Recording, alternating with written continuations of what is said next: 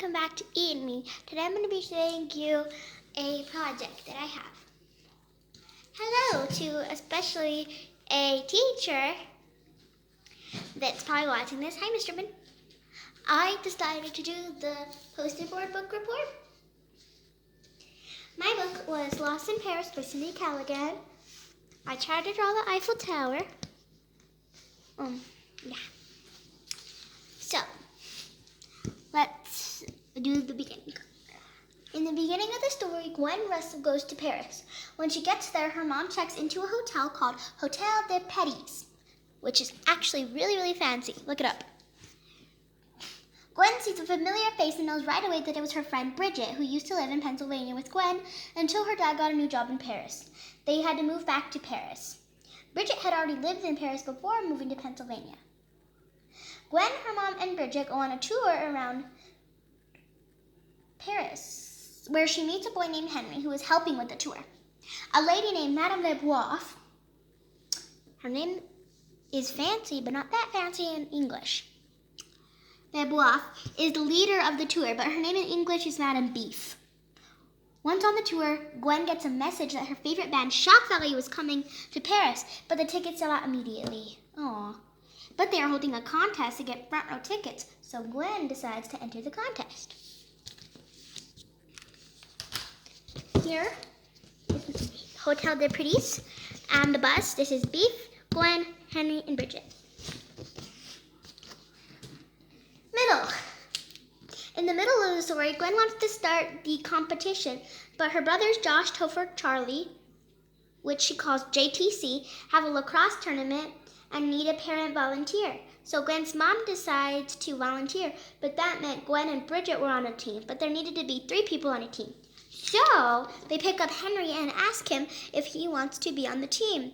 Henry agrees to be on the team, but Bridget owns a pet sitting business called Boutique de la Bridget. They have to pick up a little dog named Fifi who likes Henry a lot. They also have to pick up a 6-foot snake named Sylvie. They find the clue at the Lavore where there was a girl wearing a royal blue shirt, and she said to find a number. So Gwen went to the number 5, but someone pushed her out of the way.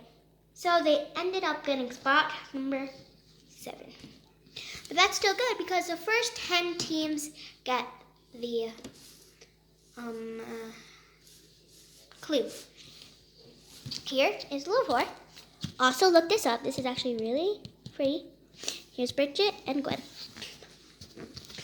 And towards the end of the story, they get the second clue from the girl in the royal blue shirt, and it had a little model of an ox-skilly. Look that up too. It had the words, "It's time to fly" on it. Once they figured that out, they found the third clue at La Place de la Concorde. Look that up too. When they had arrived, a newswoman named Morel de Pleury